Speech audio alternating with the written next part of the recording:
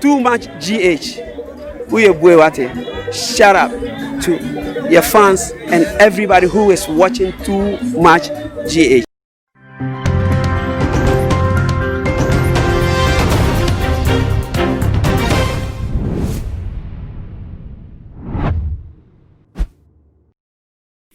for any asha for mema obibia akwaba de batuma GH nete for yeni tuya se bro bi abaga na ni name no eye after isi ebe declare election nete for munse money update abetodwa na munya ba mesika omede eba abesomo na sentem ye wo ha na eye minority leader edi nsem bi betudwa wo mreku anomodi petition eko eye isi na eko ba sa police for stopping womu wo kwan so a chese na womu butaya ne se womu mpene ma eye amanokuo NDC for minority members of parliament no enkonkomu isi emfa eye womu butaya entu ejana enu echire no update ababetoja se letter eye amanokuo NDC minority edi ekotuja anomu butaya na omudi kopiemu ewa isi wo enisete for Ekoba se eye Techiman South constituency parliamentary and presidential election results no na omun sheda enwuso ensi peye ensi anu wana mona na womutu eye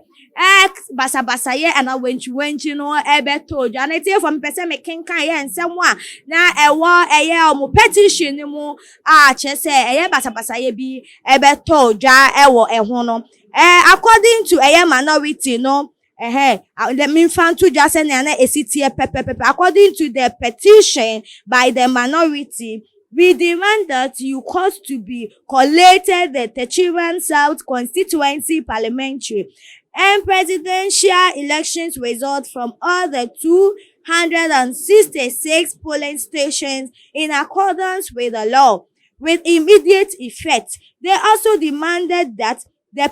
pursuant to regulations 43 into bracket 2 of CI .127, the endorsed rate gazette notification and notice to clerk of parliament to be amended accordingly to reflect the true state of affairs. Etie for na chese butaye na ne say Techiman South omo presidential ne eye parliamentary counting no endimu enwie peye enti no nanka eye amanoku yi etu minority yi etu anamo atakasaka ye bepiem na ni na echi no issue so out ababe kasa emra incident ni si ye no na minority leader kase womo butaya omo de koye no omo de permission code da de kotu do omo release letter bia letter no na omo nya permit na chese womo committee abomo de tu hu sa na mo na isi so ba out there na isi de betuja isi nsem nso a wo de betuja wo press release ba ye after the commotion and chaos esi wo isi area mantemu wo no say na isi release ne press no na straight from EC woman so ensemo and say the attention of the Electoral Commission has been drawn to a statement by the minority in Parliament alleging a refusal of the Commission's chairperson to receive a petition from minority caucus in Parliament. Wosusu say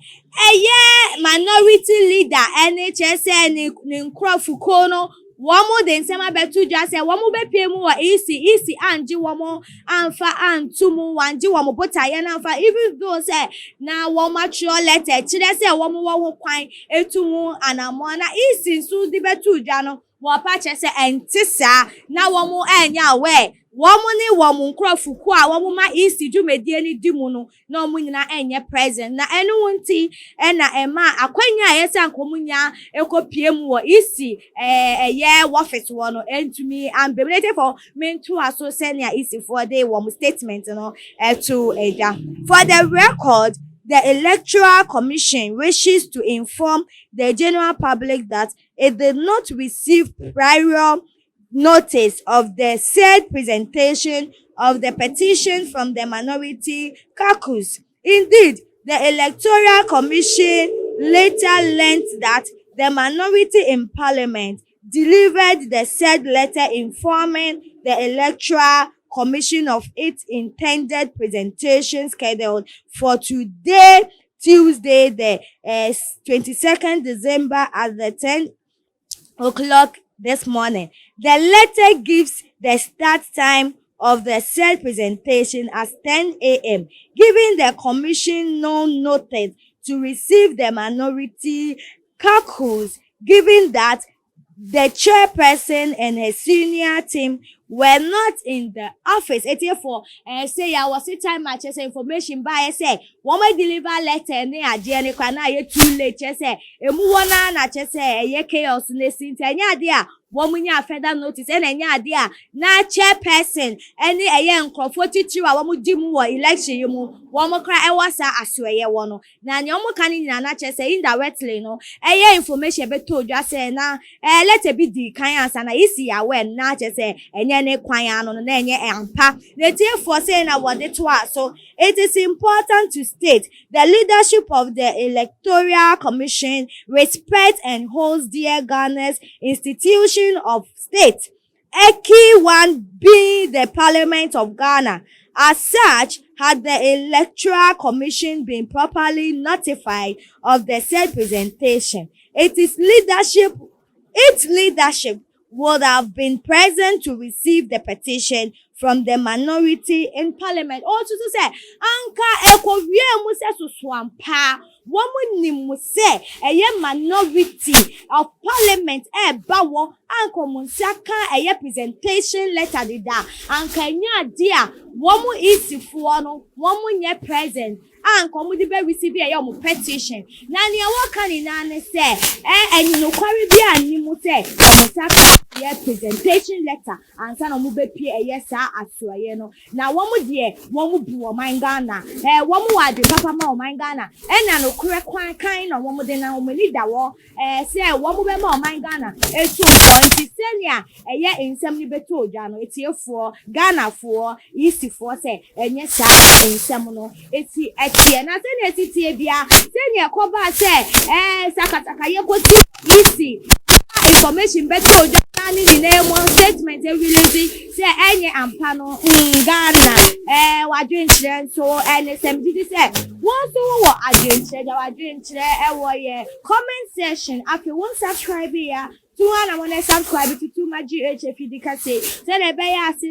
anytime there did you may be able to most sabbat to me akabi. Now to me actually watching fine.